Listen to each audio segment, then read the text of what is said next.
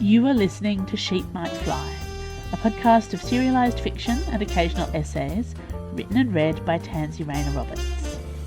We're back with Something Frightful, our fiction serial, after a brief interlude for me to download all my feels and favourite facts about the Trojan War via my latest Hot Cup of History essay. So you can go back to listen to that if you would like to, or just carry on with the story. When we last looked in on Frightful Manor, Libby had just been introduced to her new living quarters thanks to the distressingly pretty Otis Blight, and she awoke to find her very pink room now adorned with throw cushions the same colour as his eyes. I'm sure that's fine. Nothing to see here. I did have to go back and do a couple of tiny edits, which I don't think have massively changed the storyline as you've listened so far. But it's very important you know that Horace Blight has not yet told the rest of his family about the open day. Again, I'm sure it'll all be fine. Something Frightful, Chapter 5, Part 1. The art of letter writing has been dying for 100 years, but it certainly deserves to die. Oh, I am sorry. I did not read the actual chapter title, which is His Ambitions Will Doom Us All. From the Little Bright Village Council to the Beak, Frightful Manor. Would like to assure the Blight family of our overwhelming support for your proposal to restore the traditional Frightful Manor Open Day to the social calendar. This cherished local event has been sorely missed by our community. The following has been deleted since the Great Pie Contest controversy.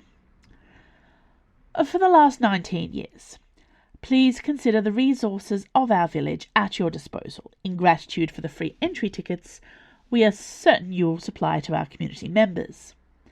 Once final dates and times are confirmed, we are willing to approve funding to convey our seniors to and from the site by bus. The children of Lower Little Bright Primary are especially looking forward to the Conker and Spoon race, on the understanding that standard insurance waivers are provided. The Upper Little Bright Gardening Society would be happy to donate several dozen, possibly 100 cucumbers for the event if this would be appreciated by the inestimable Mrs. Cherry. Cucumbers, said Horace morosely. It's never a side of beef or a haunch of venison, is it? Cucumbers we have. I think one of our greenhouses doesn't even have planter soil in it, just crates that keep refilling with cucumbers. Over the last 10 days, they had become Horace and Libby. Libby rather liked the lack of formality. It reminded her that she was doing him a favour, salary notwithstanding, and she could leave any time she wanted. They're also offering a selection of free-range eggs, she noted.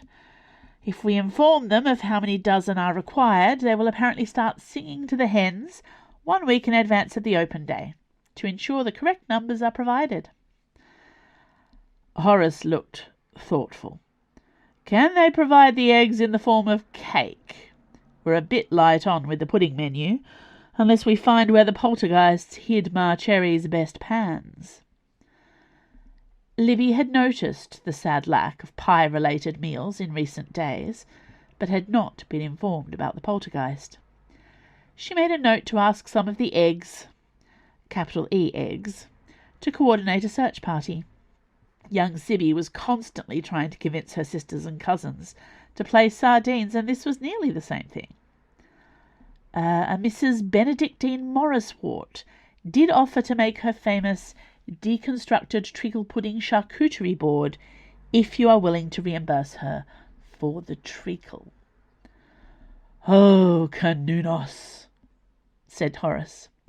That's going to haunt my dreams. Do you think, said Libby, after a meaningful pause, it might be time to break it to your family that the open day is going ahead? Let's lock in the dates first, said Horace, avoiding her steady gaze. Sylphie from Accounts, Thursday, 13th of August, 2:25 p.m. Okay, so it's been a week, so I'm checking in to make sure you haven't been murdered by the frightful blights. Blink twice if this is a hostage situation. Blink 3 times if you're surrounded by eligible rich men and need a friend to support you at this difficult time. Libby a la Minotaur, Thursday, 13th of August, 3:17 p.m. Hi, Sylphie. Nice to hear from you. It's going weirdly well. The work is interesting, and no one is horrible to me. Pet, your standards are so low. I feel bad for you. Aren't the blights all like crazy bat people who live in the attic? No, that's just the beans. The eggs are mostly okay. Did you have a stroke? Posh people have their own language. Maybe a boarding school thing. This family is like a whole different country all on their own. There are so many of them. Quick challenge. Name your 3 favourites. I like Winifred. She's about my age and very calm to sit near at breakfast because she's not constantly interrogating me about netherworld habits like some of her sisters and cousins. I swear some of them have never left this house. They don't seem to know there's a real world out there. Isn't Winifred Blight the one who makes creepy dolls to sell online? And she launched a book of poetry which was just quotes from Gothic novels rearranged. She does a whole fridge magnet line. How do you know that? Research. I may have deep dived on this because, a friend of mine went to work for the family and then I never heard from her again. It's only been a week. Sorry I didn't call. For the first 2 days, I just assumed you'd crashed out because you've been working so hard over that bloody funeral. And then, oh no, she's gone silent because she took a new job already. That's really sweet, but I'm okay. You're not in a post-Anna crisis? I mean, I'm not in crisis, but I'm okay. From the High Dudgeon Village Improvement Association to the Beak, Frightful Manor. Wish to register our cautious approval of your proposal to restore the Frightful Manor open day after several decades. While we would prefer more extensive consultation in future when selecting the dates of community engagement events, we have no specific objection to... A High Dudgeon are also offering a substantial donation of cucumbers, Libby reported to Horace. Alas, no tomatoes this year, lamented Horace. It's the bees, What about the bees? I'm not sure. Perhaps some form of boycott. It's usually a boycott. The High Dudgeon Beautification of Flower Beds Subcommittee have added a further request to book a private tour of the grounds sometime in November, she added. Give them an inch and they'll take a mile. That's a yes?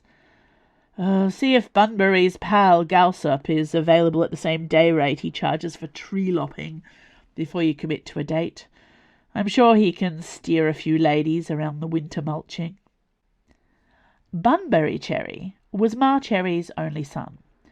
Like his mother and sisters, Hamley and Tibley, who were often spotted about the place doing a bit of housework and or actively adding more cobwebs to each room as they passed through. He had the pointed ears, hardened nut-brown skin, and glowing red eyes, suggesting goblin kin. His muscles looked like they'd been carved out of tree knots, and his ever-present knitted red cap was a defiant sign of exactly what category of goblin his family were descended from. Libby had never seen him set foot in the house, and was pretty sure he lived in the woodshed. Can't Bunbury himself do the tours? She asked, making a note of the request. Oh, he doesn't talk, said Horace. At all? Libby was sure she'd seen the young man in animated conversation with his sisters, though never when she was close enough to hear what he was saying. Horace shrugged. Not to humans. Besides, I seem to recall from the old days that all winter tours require a minimum of 2 gardeners on duty, one to steer the ladies around the flower beds and another to discreetly pat them down for stolen bulbs. Libby's eyebrows went up. You don't think that will offend the ladies? Horace gave an odd sort of grin, almost like he was having fun. Stealing daffodils from the big house is an old English tradition. The least we can do is put up a mild defence to give the ladies a thrill. And I suppose we ask the lads to unbutton their shirts while they're at it? Libby said ironically. Have you seen Bunbury at work in the garden? I don't believe he owns a shirt. What do village ladies steal in the summer months? Horace huffed a little. Cucumbers. Sylvie from Accounts. Thursday, 13th of August, 9:45 p.m. So, you like Winifred. Which other blights have lured you into their web of charm and seduction? Libby at Minotaur no more. 9:52 p.m. I haven't really talked to the upper girls. Desperately intimidating, all 3 of them, and they travel in a pack. Sibylla, that's the youngest of the girls, says they ignore anyone who hasn't lived here for at least 5 years. She's the biggest of the question askers. I don't mind really, but it's a bit tiring. I haven't met Mabel yet, the one who doesn't live here, or Glad. She's too busy and important, but I've had some nice chats with her husband. I'm living in dread of tripping over Ophelia Westwood. I think I'd be too nervous to speak to her, but the elders are keeping their distance at the moment. It's a family politics thing. Mostly I hear them cackling in the attics. Haven't got much of a read on the middle sons. Thaddeus, the only teenager, helped get my Wi-Fi sorted out. My tower's a bit of a black spot. Seems friendly enough, but you have to be firm if you don't want him to include you in hextagram content. All right, we'll circle back to my tower later. This is sounding grim friendship-wise, Lib. Are you feeling tragically lonely? No, I was dreading living in a house with so many people, but it's surprisingly not hard work. I think they're all used to giving each other space. It's only really chaotic at breakfast time, and then it's kind of fun being the outsider, watching them all interact. So like a wildlife documentary? Pretty much. Even when they're horrid to each other, the house feels not horrid. It's hard to explain. It's a house that wants to take care of people. Libby, you can't be friends with a house. Libby at Minotaur no more, Friday 14th of August, 6:28 a.m. I actually really like my boss, Horace. He's gruff and grumpy, but not mean, except by accident, and he's apologised to me like 3 times already for things that weren't even things. This family apologises constantly. I think they know they're a lot. Libby.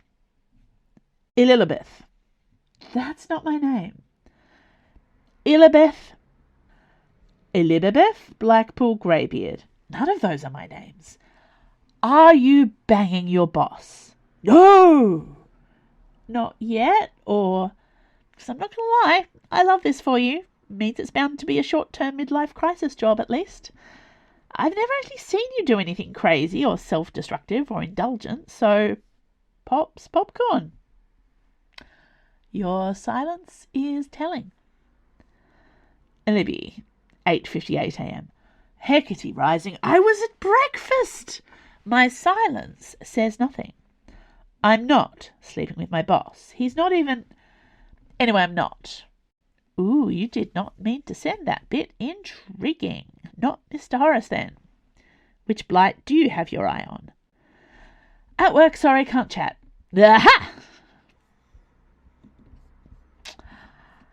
Thank you for listening to Sheep Might Fly. This podcast was recorded on Palawa land. I acknowledge and pay respect to the Tasmanian Aboriginal people as the traditional and continuing custodians of Lutruwita. A Sheep Might Fly is produced and edited by Andrew Finch. You can sign up to my author newsletter for updates. Follow me on Instagram, Blue Sky, or Threads at TansyRR. And if you like this podcast, consider supporting me at Patreon, where you can receive all kinds of bonus rewards, early ebooks, and exclusive stories for a small monthly pledge. You can also listen to these very podcast episodes 2 weeks early. I've recently launched the Teacup Magic Emporium at tansyr.com, my author store where you can buy signed paperbacks, merch, and more direct from the author. Right now, there is a limited edition book box for the upcoming release of the new Teacup Magic book, which is a short story collection, Sorcerers and Sorcery. The book box is very cool. It's full of all sorts of goodies, including some DIY author-crafted surprises, bookmarks, bonus story, all sorts of lovely bits and pieces. So check that out at tansyr.com. There will only be 25 of these book boxes, so get in while you can.